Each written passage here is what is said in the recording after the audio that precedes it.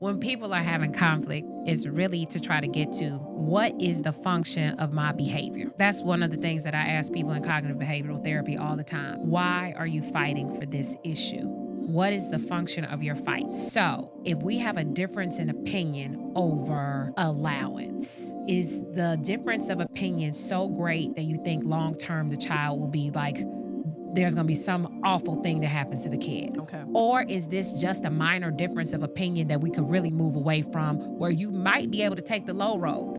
So when you're in conflict, sometimes you have to think, can I decide what my non-negotiables are? If I have non-negotiables, what is the function of those non-negotiables? On the flip side, can I have things that I let go? If nobody is willing to let anything go, then there will perpetually be conflict.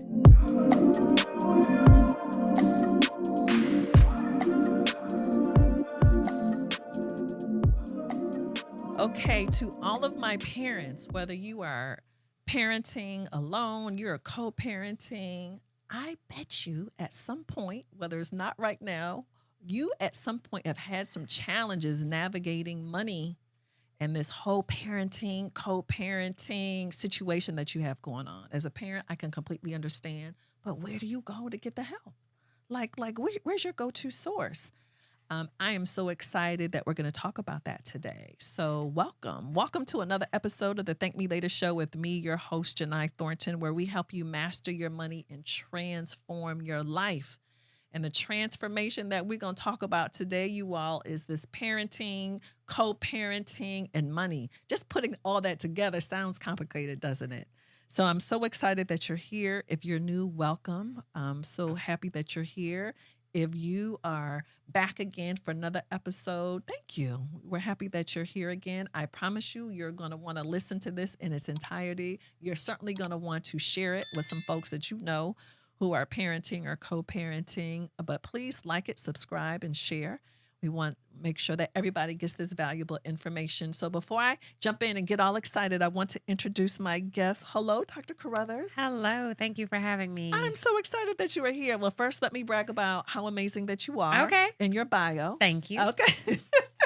And then we're going to talk about this whole parenting, co-parenting, and money.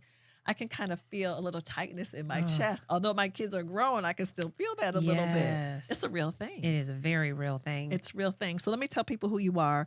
Dr. Kristin Carothers is a clinical child psychologist with extensive experience in cognitive behavioral therapy, CBT. Sounds complicated. It's not, though. Okay. It's very simple. Once you, Sounds fancy. And family-focused interventions. And I know that's got to be so important in the context of families, the dynamics of families. Absolutely. And I think anytime we're thinking of kids, we've got to remember that they don't operate in a vacuum. Their parents, their families are everything for them. Right. Absolutely. A graduate of Howard University. HU. That's the real HU, The I real think. HU, yes. And DePaul University. Yes. She completed specialized training at Columbia University and St. John's University. Dr. Carothers currently practices at Peachtree Integrated Psychology and is an associate professor of psychiatry at Morehouse School of Medicine. Yes, it's assistant professor. I want to make sure I'm an assistant professor. But yes, I'm at Morehouse School of Medicine. Okay, It's my assistant typo. professor. All right, love that. Thank you. She provides co-parenting counseling and reunification therapy to support families, navigating high conflict situations, offering compassionate, evidence-based solutions for raising emotionally healthy children, because that's the goal. That is the goal. And I bet you're so easy to lose sight of that goal when you are digging your heels fighting. Absolutely, because when we're digging our heels fighting, we think we're doing it for our children, but many times we're reliving a relationship that has ended, or we are reliving our past and how we were parented. And so it's really important to try to get parents and families to shift that focus away from themselves to what's actually best for their kids. Right. So before we start talking about the complexities of parenting, I want to go back to something that you just talked about, is reliving. Yes. You know, how we were raised or our particular family situation. And I know before we started, I was telling you about the fact that I was adopted by this amazing single Black woman in 1969. I don't know how she was able to do this. But one thing that I noticed as I became an adult was I didn't have everything. I had 5 of everything. Ooh. Literally. I didn't even know that there could be this magnitude of spoiling. But I Mm. think it was my mom's way of, I think it was her guilt of never having been married. Or she wanted to show you how important you were to her. And she may have been thinking that in the context of having adopted you, Right. she wanted you to know that you meant more than the world to her. Uh, So that's the overindulgence. I mean, just over. Yeah. I mean, I am a child who has no idea what it feels like to want something. I don't even know what that means. And yet you're teaching people about money and how to manage it and how to not be over the top. And I did not raise my kids that way. But obviously, I brought me into a relationship with my husband who was raised very differently. Yes. So we approached it very differently. Yes. Because I didn't know what it was to want anything. It's clearly not need. Like, is that like a real thing? Like, people actually need things? Mm-hmm. And so my husband was not raised the same way. And I can see how the complexity of that, bringing that in, and I think I overcorrected with my kids because I wanted to make sure that they weren't spoiled. Right. So I think I went the extra mile. So kind of talk about, what does that mean, how we were raised, the people that we are, how that impacts how we raise our kids, particularly financially. So what I find as a psychologist who works with parents is that parents tend to fall in one of three categories. They either didn't like what happened to them when they were younger, or they're afraid that it could have had some negative impact, and so they vacillate to the other side of the spectrum where they do the exact opposite of what their parents did. Or they think their parents were a fine enough model, or they don't have any other models for how parenting is done, so they do exactly what their parents did. Or parents will fall somewhere in the middle where they'll vacillate on certain issues, stick to the models that they had, and then pave their own way. And so for you, it sounds like you were really concerned. You didn't want to have two boys who were spoiled, and you wanted them to be able to live on their own and be independent. And so for you, you vacillated the opposite way. But that was likely because you got some information from your husband, from your environment, that like, this is not the real world. And what will happen if our kids don't want for anything? And so I think that when you think about any parenting decision, especially how you talk to your kids about money, you want to be thinking long term. What do you want your children to be able to do after you're gone? What do you want your children to be able to do as you age? What do you want your children to be able to do while you're working and trying to support them through school? And Dr. Carothers, you're talking about something important, because I understand it now because my kids are adults. These children become adults. Yes. And the habits that they see you do or don't do, or the decisions that you make or don't make, they are seeing every single thing, and they're going to become adults one day. Yes, they are. And we do what we saw and not what we're told. Model behavior is a stronger predictor of what our children will do, right? We know that we can have models that are negative and still not behave in the same way that those models behave. But there are times when at our core, we'll do what we saw. It takes a lot of effort to do something different. And so if you want things to be different for your kids than they were for you, you've got to put a lot of effort into that. And so let's talk to some parents, whether they're together or not together, but certainly they're co-parenting this child or these children. Yes. And you already know that there's a fundamental difference in upbringing.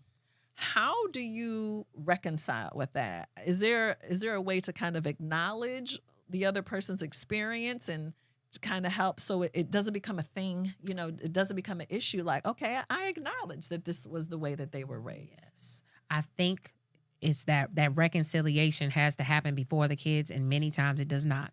But the reconciliation looks like, okay, the baby is coming.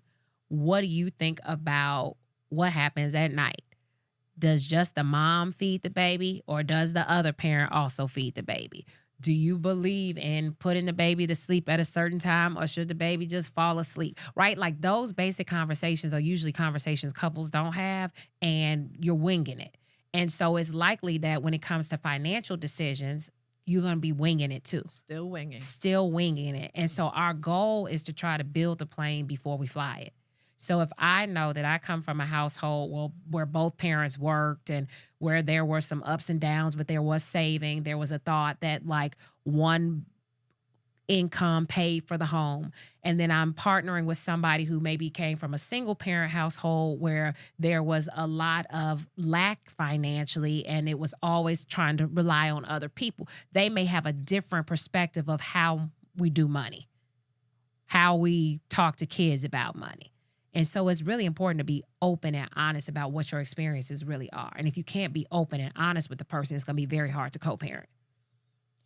And when I hear you say that, I'm just, again, reflecting on my personal experience. I think we did a good job of not looking at it like my way was right or his was wrong. Right. Versus like, oh, we just had two different experiences. Mm-hmm. And now what do we want to do? Now this makes sense why you act this way. Right. This makes sense why I behave this way.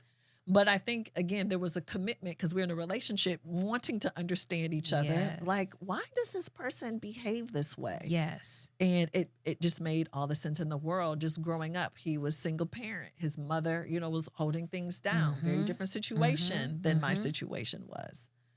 And so for people who are having conflicts, how, and fundamentally just differences in approach is an issue. What do you suggest that people do? Okay. So when people are having conflict, it's really to try to get to what is the function of my behavior. That's one of the things that I ask people in cognitive behavioral therapy all the time.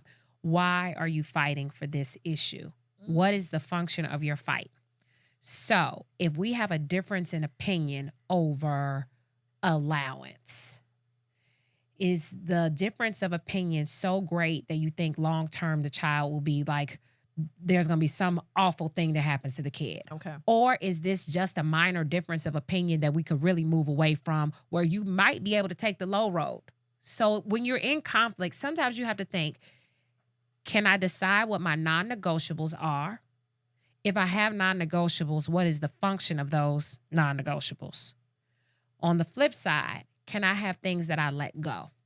If nobody is willing to let anything go, then there will perpetually be conflict because both people are in a tug-of-war and it's all about power. So power to what end? Right. Why do you need all this power? Because this person is going to become an adult at some point. They're going to do their own thing. Anyway. Right. So is it worth it right now? So we'll have a lot of times when I see parents engaged in conflict around financial things, it may be about type of school, public or private. Well, let's look at it. Can you afford it? Right. Number one. Right. Number two, does your child maybe present with some issue where they need to be in a certain type of school setting? Are there other ways to make this happen?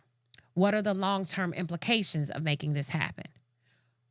What is the function of your desire for public versus private? Is it private? I always dreamed my kids would go there and they would do so much better and they're going to go to Ivy League schools. Public is like, well, we have a free education in the United States. I want to take advantage of it. Those types of conversations are ones I often see parents engaged in financial conflict about.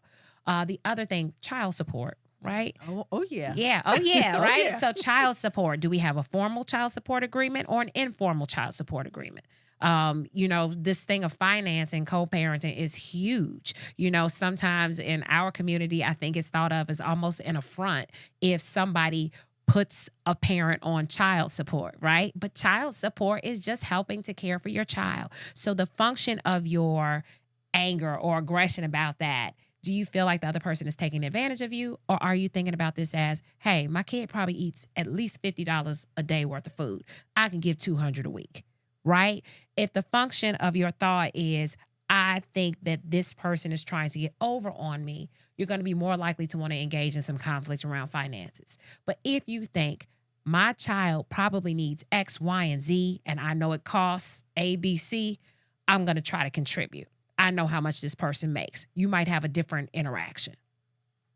And one thing that I'm appreciating about what you're saying is taking the long-term view of the decision. That's huge. Yes. And that just has so many implications, not just with raising kids, but just with financial decisions, period. Yes. It's not like I'm just making a decision today. I want y'all to listen to this now. But it's like, what is the impact if I decide this today, down the road from now, 2 years, 10 years, what is this going to mean? Yes. To take a minute and stop and reflect on that could absolutely have impact on what you're going to decide to do. Oh my God, this is a huge deal. Oh, like, who cares? It's Right. not that big of a deal at all. It's going to be immaterial later on. I Yes. love that. Yes. Yeah. Long-term decision making is important. Right. I really appreciate that. So let's talk about some challenges with kids. Okay. So I've seen parents who are either divorced or no longer together who may use money as a way to enhance their relationship with their child. Maybe Yes. you're competing. Yes. You're trying to outbuy, out fun, out whatever the other parent. Can you speak to that? What Yes. that looks like? Because I'm sure you counsel people through that all the time. Absolutely. I'm going to say cut it out. Right. Cut it out. Stop it right now. Because long term, Right. your kids learn to play you. Okay, so functional behavior. Okay, hold on now. That's quotable. Quotable. So you think that you're earning some love. Meanwhile, these kids are like, oh, okay, I know what to do to get her or him to do exactly what I want. Kids are smart. Oh, yes. They may be smarter than you are long term. You got to remember, these are hopefully the people that you're raising to take care of you at some point, should you need to be taken care of, right? Okay, now. So you want them to have critical thinking skills. So kids pick up on patterns in their parents' interactions. So I'll have parents who say to me, oh, we never fight in front of the kids. They've never seen us fight. But their kids will come in and tell me, my parents hate each other. They know it, okay? Right. Kids read body language. They read interactions. They are observant. Okay. They're sponges. They're absorbing everything. They're learning about relationship dynamics. And so when you play the game of trying to buy a child's affection with things or toys or opportunities, what happens is it's not sustainable long term. Number one, what's the cost of this? What is the cost of this? Yes. And what is your goal? Are you teaching your child to value you because you're their parent and you all have a good relationship? Or are you teaching your child to engage in using behavior where they go to one parent when they want one thing and go to another parent when they want something else? And when they tell one parent, oh, well, he lets me have it, she lets me have it. And that's naturally going to happen even when kids are in an intact household. Oh, yeah. Manipulation, of It's course. going to happen, Of right? course. And the function is they want their needs met just like we want our needs met. And so what we've got to be really careful of doing as parents is making sure, again, that we understand the function of our provision, right? So if I'm going to buy the PlayStation 5, it can't be that I'm trying to make dad feel bad. It's got to be, hey, what do you think about this PlayStation 5? What do you think about this Xbox? Should we get it for him? It costs this amount of money. I'm thinking, yes. Do you want to contribute? Can we split it? The other parent may say, I don't think we need that, or I think it's too expensive of a gift. And that's something that you could consider. For sure. You could definitely consider that they may have a good opinion, and why do you have to buy this big ticket item for your kid? If you think you got to buy your kid's affection, it's probably time for you and your kid to go to some therapy, because your relationship might be not great. And relationships can be improved with 5 minutes of like special independent time a day. Just like going for a walk builds relationships. It's free. Right. Playing a game, 5 minutes, builds a relationship. It's free. I love that. I love that. And I think we have to understand our children love us, but they know how to manipulate us too. Yeah? Yes. Because they've been doing that since they got here. Yes. And some people will get upset about the term manipulation, but all manipulation is using certain means to get to an end. And that's what we do as human beings. No question. Self-preservation is what we do naturally. And so if a kid wants a certain thing, they're going to try to figure out how to get that thing. So it's not that they're bad. It's just that it's a strategy. It's a strategy, and they're thinking. And so we've got to teach them, when you want a big ticket item, mom and dad are going to talk about it, or your parents are going to talk about it, and we'll decide. Now, some parents are at the point where they can't have those types of conversations, and that's when we engage in parallel parenting. That means that what happens at this house happens at this house, what happens at this house happens at this house. There's no interaction. There's no dialogue. So a kid may have the world at house C and not have very much at house D, but that kid then learns they live in two worlds. And is that difficult for kids? Yes, it's very difficult for them, but they don't have a choice. There's no choice. There's no choice. Their parents' level of conflict is so high that it is more detrimental for the parents. I'm not going to say for the kid. Right. For the parents to engage. To be interactive. Long term, it Right. is very negative for kids to have to go through this situation of living in parallel households. Long term, like you said earlier, it is not good. Right. In the immediate, it may decrease conflict momentarily. But being able to co-parent is what's optimal. But I think there are different levels of co-parenting. Right. There's some co-parents who'll be able to talk about every decision, and there are other co-parents who may only interact 2 or 3 times a month just when an exchange happens and Right. give some brief information. Or maybe certain decisions. Certain decisions. Education. Yes. After school activities. Absolutely. Health related Yes. stuff. Okay. Yep. Only Okay. certain decisions. Interesting. Yeah. I want to talk about these amazing children of Okay. ours. So what about this whole notion of kids who lose things all the time, break things all the time, and you have that parent who's like constantly replacing, no matter what? That parent is me. Was Was that a little confession? That was a little confession, but I put my foot down about the water bottles. I'm so tired of buying water bottles. So tell me about that. Like, Yeah. What should we be doing if we know there's this? It's not like this occasional thing. You know, I used to say this. He's going to be so mad. My youngest son. I'm like, I'm so happy his head is attached to his body, because if he put that, he would have lost that somewhere. He would have lost it somewhere for sure. Yeah. But are we helping our kids by replacing broken? or People lost need to things? understand that there is a cost for everything. Okay. So if that water bottle cost me $10 at Marshall's and you lost it 5 times, that was $50. Right. Right. So let's talk about how you're going to pay me back or how you're going to find your own water bottles. So one of the things that I've had to do is say, I put lists in book bags. I did it last night. Go find this. Go to Lost and Found. Right. Find it. Right. If you don't Exert the find it, effort. it's my money. Right? So if there was some money that you were supposed to get from somebody or for some allowance, I need that to go buy this water bottle. Mommy doesn't have just a fund of money for things. And I think it's important for kids to know that. I know we were talking about families, and my son asked me the other day, we were in Chicago visiting my family. He said, they've been saying you have money. And I said, and they're wrong. They're wrong. I think people get this thing that like you live in Atlanta and you made it. Who My are the family, they? Okay. cousins and everything. I'm like, they think because you live in Atlanta, you made it or something. I was like, they're wrong. Mommy has bills and taxes to pay and things. And so I literally took a tax bill and had him read through it. And he was shocked. And I said, so I have to figure out how to pay this. How do I pay this? You go to work. Exactly. I don't have money. I go to work. Right. Understood. And now one thing that I can say about that my mother did right, although again, did not have everything. I had 5 of everything. I knew how much everything costs. Yes. No, she made sure of that. That is important. Like, she did not play about that. I knew how to run a household. Yes. Because this is back in the day when people were still Checkbooks. writing checks. Uh-huh. So I sat down with her all the time.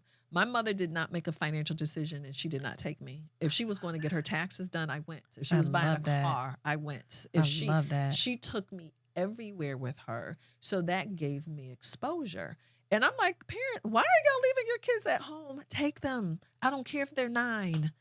Take them when you go to the dealership to buy a car. Take them. Because it's interesting what they pick up, what they'll learn, because we want that to become normal for kids. Yes. So just kind of that exposure, and that will also help them understand, this whole notion of, are we rich or are we not?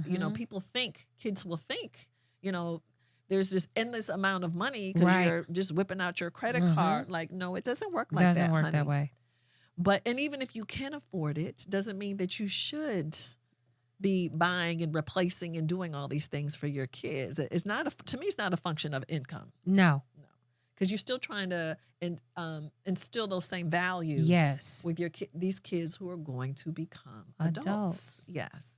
And they're going to have to run their own households. They're going to have to learn whether or not they can lend money. Absolutely. To people. Can they really afford that? Whether or not they can afford the homes that they live in or the trips that they take. And so I think this is like really, really important conversation, is rather than hiding from kids what you spend, letting them know. Please expose them. Absolutely. Because, culturally, I think we're taught to hide when it comes to money. My mother had a completely different position. Like, I saw everything. So although I was spoiled, I understood the value of her commitment because she was an educator. Right. My mother wasn't wealthy. Right. No, so she worked really, really, really hard. She didn't have a whole lot. But she had enough. She had enough. She certainly had enough, but I understood the sacrifice that she was making for me because I understood what things cost.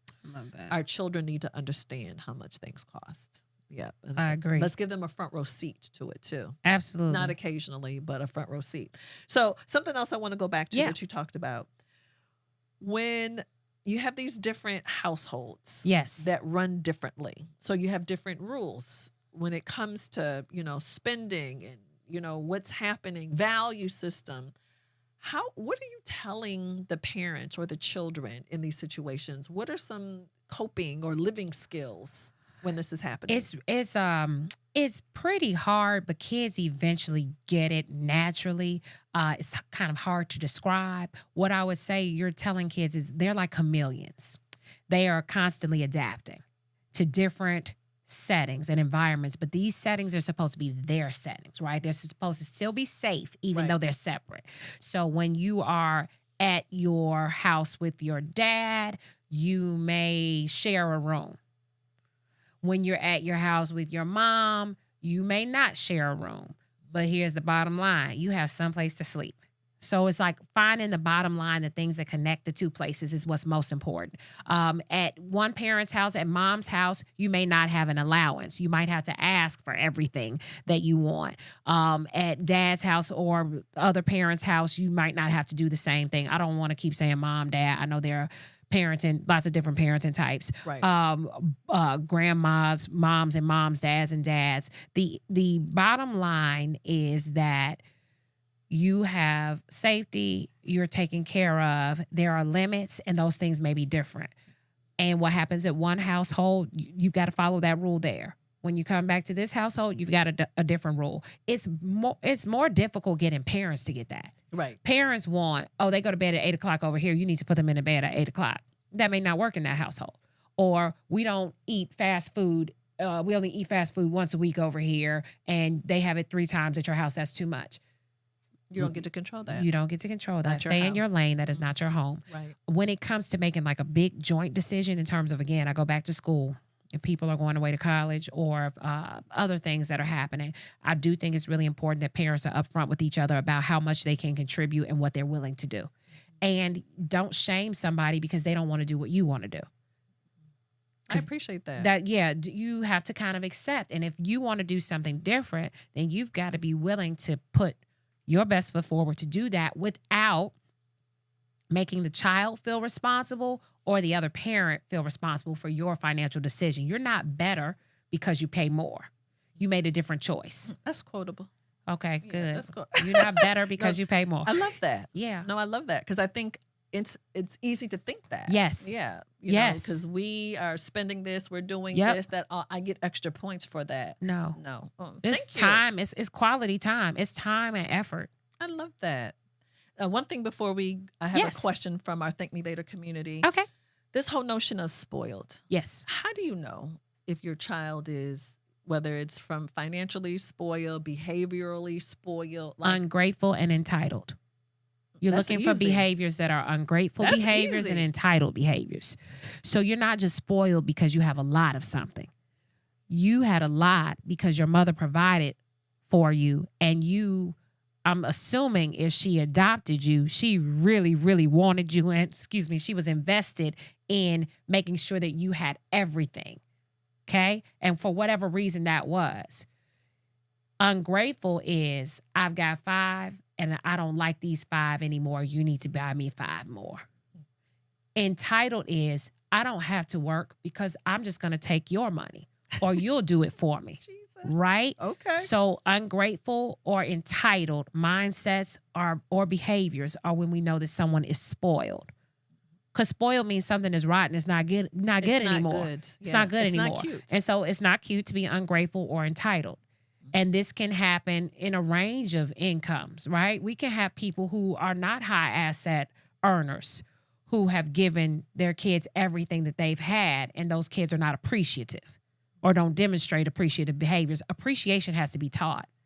We've got to teach kids to say, thank you, Mom, for getting me this. Thank you, Dad, for being here for me. We've got to teach kids that, oh, it's Mom or Dad's birthday, and yes, we don't have any money, but we can write a card. Appreciation can be taught. It has to be taught. Appreciation is taught. I love that. It's taught. It's not going to fall out of the sky. No, why would it? No, you have to teach it. That's why we teach kids to say thank you and you're welcome and please. We also have to say, like you said, your mother took you and let you see how much everything cost. This thing costs this amount of money, and I worked this many hours so that you can have this. Please show me that you appreciate it. And without her asking me for appreciation, that's exactly what she got, though. You know, it wasn't like I did. Because over time, you innately got it. I was like, you got it. My gosh, you got it. This is the sacrifice this lady is making. Everybody doesn't get it, though. Gotcha. No, and that's fair. So that's the thing. That's where it's like it's really important to teach it, because there are some kids who will naturally have like that perspective taking, that high level of empathy, and they'll be appreciative. And there's going to be others that have to be taught it. So don't penalize a kid who has to be taught. Just know you got to teach them. Right. All right. I could talk to you all day long about me this. too. All day long. So I have a quick question from you from one of our Thank Me Later community. This is Stacy from Charlotte. Okay. And she says, I'm a single parent and my ex and I can't agree on how much to spend on our child's activities. Why are kids in so many activities? We'll talk about that later. Uh-huh. Oh my God. I don't want to spoil them, but my ex keeps buying expensive gifts to win them over. How can I address this without causing more conflict? So activities is a huge thing. It hasn't always been like this. No. Like, what do you do if parents are not on the same page about what they should be doing? And all this stuff is expensive. It is very expensive. I think this is one of those things where you got to go parallel. I pay for the exposure that I want my kid to have. And if my co-parent isn't interested in them having that type of exposure or thinks it's too expensive, then I have to say, I respect your decision. I'm going to cover this because I think it's important. I love that. Right? It's simple. It's simple. I'm not forcing you to give me anything. I'm not trying to win you over. And the other thing is, you know, there's a lot of time that's associated with these things. And I've even been kind of like reprimanded or chastised. Like, you got to understand that when it's the child's time on my turf, I might not be able to drive them to this event, and I shouldn't have to. And I know in my clinical work that I train people, you can't force another parent to drive to activities that occur because you signed them up. But, you know, as a parent, that's something I've had to learn. Right. If this is something that I want my child to do, but perhaps it's dad's parenting time, I just tell the place, he won't be here next weekend. We'll see you next week. Right. And many of these activities all of these activities know that this is what happens now.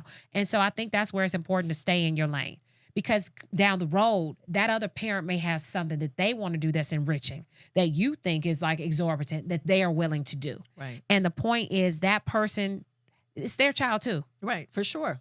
It's their investment too. So I would say to share that you're going to pay for it on your side. And if you can't afford to do it alone without that parent support, then perhaps you shouldn't do it. Listen, I appreciate it. And this is also for families where everybody's still in the same household. This is not just folk in two different households. That's true. Because it's just like, wait a minute, like, we're going to do what? So it's even more complicated if you're in the same household. Right. So if you're in the same household, because then you're in a relationship. And then you've got the relationship dynamic to manage, where it's maybe about power, control, finances. And that's when I think you do have to sit down together as a couple and take a real look at what your financial picture is, how many children you have, and whether or not you're doing too much. Understood. And there's such a thing as too much. There's too much, yeah. Right. All right. Now I want to talk to you about a couple things related to older children. Okay. Again, I'm a parent of adult kids, and it just blows my mind when I'm seeing young adults, particularly young adults in college, with this whole list of what they don't do. You know, I only can do this. I only eat here. I'm not going to the calf. I'm not. And I'm just like. Then you'll be hungry. Then you're going to be hungry. That's quotable. we can stop right there. That's quotable. It's really a parenting style. There's some parents who will go along with it and will say, well, my kid doesn't eat that, or they Right. won't go there. Right. But at the end of the day, what do you do when you don't have? What do you do when all there is this option, but you've never had to adapt and to try to do something or to figure it out, right? We need to teach people how to adapt. The calf is nasty, right? But perhaps you can just go and get the waffle every time. Or perhaps all you do is eat the salad because you don't like the way they cook the chicken, but you go to the calf. Right. And again, this is another quotable here. Sorry. This is about adaptability. Adaptability. Because when you're teaching your kids that they don't have to be flexible, that they have already in these short 20 years or whatever, or teenager years, that they have this whole list of what they not going to do or what they don't do. And I'm like, what are y'all talking about? You just said it with flexible. Cognitive flexibility is protective against depression. Okay? So if we think, the more flexible you are, you've got to be a flexible thinker. You got to be able to consider multiple perspectives. You've got multiple perspectives. You've got to be able to problem solve. And if you are rigid and inflexible, then you can't generate enough solutions to solve your problem. And when you can't generate solutions to solve your problems, then you catastrophize. And then, of course, you're going to be depressed. Yes. Yeah. And we're all going to get depressed at some point. Sure. So one of the things that we've got to be really sure to do is to say, yes, depression is normal, and perhaps I need to get outside of myself and think about this situation differently. Or perhaps I need to go help somebody else who might be in a situation that's worse than me. Perhaps I need to try to get some peer support, go with some girlfriends to the calf, and we try to figure out what we can put together that works. Right. But we've got to encourage cognitive flexibility. And I think with like social media and things, that we've gotten to the point where it's like it's cute to be spoiled or rigid. Right.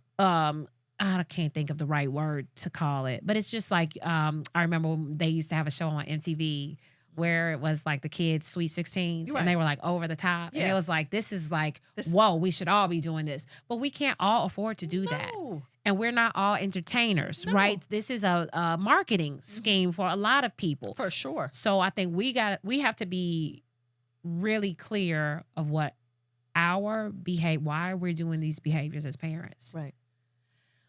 So how do you know whether you're a parent with little people, you have adults, or maybe you do have this teenager? How do you know if there's an unhealthy relationship with money at any point? Like any sort of red flags or signs that people could pay attention to? I think red flags are there's like excessive spending or excessive wanting without wanting to do work for it. So no correlation between the effort and payment. Okay. Also willing to take major risk to get it. So when the more risky the behavior is that a person is willing to engage in to get towards money, when there's an over focus on money rather than experience. So you'll see a lot of people who are walking around with like $1,000 shoes, bags, belts, etc., but then their lifestyle isn't one that reflects that. So you're more concerned with outward appearance than what the quality of your life is. For little ones, I think parents have got to learn how to be able to go into a store or go to an event and not have to buy something to take away. Sure.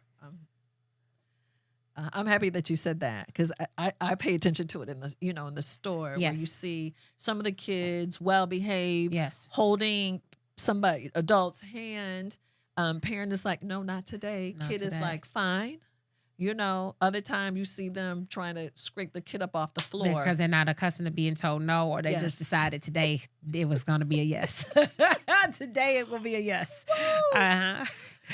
So again, I could talk to you about this all day, and I really appreciate you coming in, just because there's this correlation between mental health, and how we're raising our children, and our relationship with money, and our kids see everything that we do. Absolutely. You think because they're kids they don't know? They know. They absolutely know, and they know when you don't have a healthy relationship with money. You know, they know when you're out of order. Yes, they know. and they're going to likely pick up some of your behaviors, or like you said, run in the opposite direction. Right. Because they're like, oh, my mom or my daddy is crazy. Yes. Yes. And that, and the impact of being brought up in that craziness. So we all got to do our own work. yes, we do. Yeah. I appreciate that. Thank you so much. So anything before we close? I think it's important for parents to realize they are likely doing their best and they can do better. It's the dialectic we talk about in therapy. Sometimes two things that are opposites can be true at the same time. You could be doing your best based on how you were raised and what you've been exposed to. And there's probably ways that you could also be doing better. So you might have to seek some new information. It's okay to do something that's different, right? What you're trying to do is make sure that you're raising emotionally healthy, independent individuals who can be productive in society. I appreciate that. Thank So you. if people want to learn more about you, like, is there a way that they can follow you on social Yes. media, or a website that they So can go to? I will admit, okay, my Facebook is the parenting space for children with ADHD. And my Instagram is at Dr. Kristin Joy. And my website is carothersconsultinggroup.com. And on the website, I have a bunch of stuff and bios, Oh, I love that. information. And so we'll make sure that we share all that so y'all can find Dr. Carothers. Well, we thank you for being here today. I Thank learned you. a lot. Oh, I learned- had such a good time talking to you. I Oh, learned no. a lot too. This was awesome. This was awesome. So for those of you, again, if you are new to us, thank you for tuning into this episode of the Thank Me Later Show with me, your host, Jini Thornton. We'll share, well, you're here, so you know, you probably know all of our social media and how to find the show. Please check out some other episodes, but all of that's going to be all written below. You'll see all that in what they call the lower thirds down there. You can have all that information about us, and please send us your questions, because of you all is the reason why Dr. Carothers is even here today. So thank you again for Thank coming, and can't wait to be able to talk to you again. Absolutely. My pleasure. Okay, we'll see y'all next episode.